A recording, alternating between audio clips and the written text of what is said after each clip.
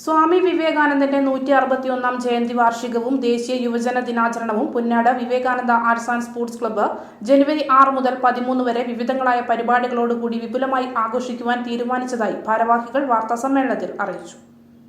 സ്വാമി വിവേകാനന്ദന്റെ നാമധേയത്തിൽ പ്രവർത്തിക്കുന്ന Vivekananda arts and sports club Punnad സാമൂഹിക കലാ സാംസ്കാരിക മേഖലയിൽ 39 വർഷക്കാലം മികവാർന്ന പ്രവർത്തനം കാഴ്ചവെച്ച് ജൈത്രയാത്ര നടത്തി മുന്നേറുകയാണ്.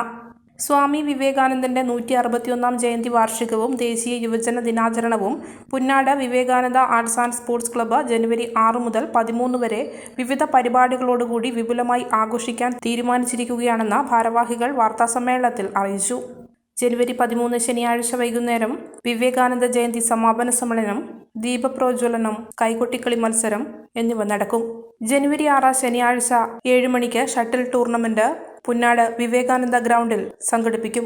വാർത്താ സമ്മേളനത്തിൽ M Jyothish, T P. Sanalchandran, K Akshay, Priyaranjan M V. തുടങ്ങിയവർ പങ്കെടുത്തു. 3 ദശാബ്ദക്കാലമായി പുന്നാട് കേന്ദ്രീകരിച്ച് പ്രവർത്തിച്ചുകൊണ്ടിരിക്കുന്ന വിവേകാനന്ദ ആർട്സ് ആൻഡ് സ്പോർട്സ് ക്ലബിന്റെ 39ാം വാർഷിക ആഘോഷം ദേശീയ യുവജന വാരാചരണവും പുന്നാട് വിവേകാനന്ദ നഗറിൽ വെച്ച്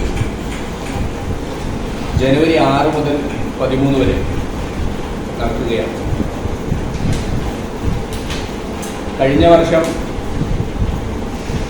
കൊറോണയ്ക്ക് ശേഷം വളരെ വിപുലമായി നമ്മുടെ പരിപാടികൾ നടക്കുകയുണ്ടായി. അതേ രീതിയിൽ തന്നെ ഈ വർഷവും നമ്മുടെ ഈ മലയോര മേഖലയിൽ തന്നെ വളരെ ശ്രദ്ധയാകർഷിക്കപ്പെടുന്ന ക്ലബ്ബ് എന്നുള്ള നിലയിൽ ജനുവരി 5-ാം തീയതി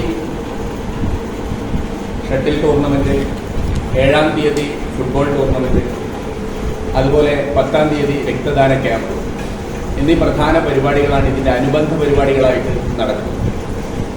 അതോടൊപ്പം തന്നെ ജനുവരി 12-ാം തീയതിയാണ് സ്വാമി വിവേകാനന്ദൻ്റെ ജന്മദിന ദിവസം. ജനുവരി 12-ന് ഉദ്ഘാടന സമ്മേളനം നടക്കുകയാണ്. അതിൽ മുഖ്യപ്രഭാഷണം വത്സൻ തില്ലങ്കേരി അവർ നടത്തും. വിശിഷ്ട വ്യക്തികൾ ആ വേദിയിലുണ്ടാവും. അന്നേ ദിവസം തിരുവാതിരക്കളി മത്സരമാണ് പ്രത്യേകമായിട്ട് നമ്മൾ അന്ന് വെച്ചിട്ടുള്ളത്. 13-ാം തീയതി വെള്ളിയാഴ്ച ശങ്കു ടി ദാസ് പങ്കെടുക്കുന്ന പൊതുസമ്മേളനം, അതോടനുബന്ധിച്ചുള്ള പരിപാടികൾ നടക്കും.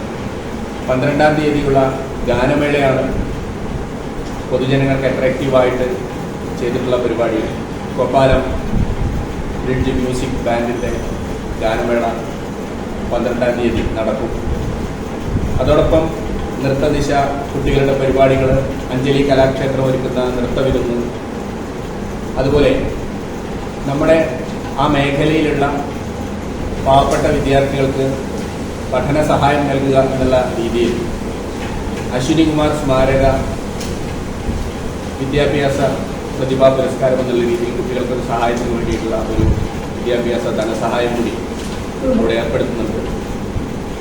വിവിധങ്ങളായ പരിപാടികളോടുകൂടി വളരെ വലിയ പ്ലാനിങ് അവിടെ നടക്കുന്നു. നല്ലൊരു ഗ്രൗണ്ട് ഇനി അങ്ങോട്ടേക്കും നമ്മുടെ നാടിൻ്റെ കുട്ടികൾക്ക് കളിച്ചവരുടെ കായിക പ്രതിഭ വളർത്തിയെടുക്കാൻ പറ്റുന്ന രീതിയിലുള്ള ഒരു ഗ്രൗണ്ട് ഈ വർഷം നമ്മൾ ഇതിനുവേണ്ടി ചെയ്തിരിക്കുന്നു.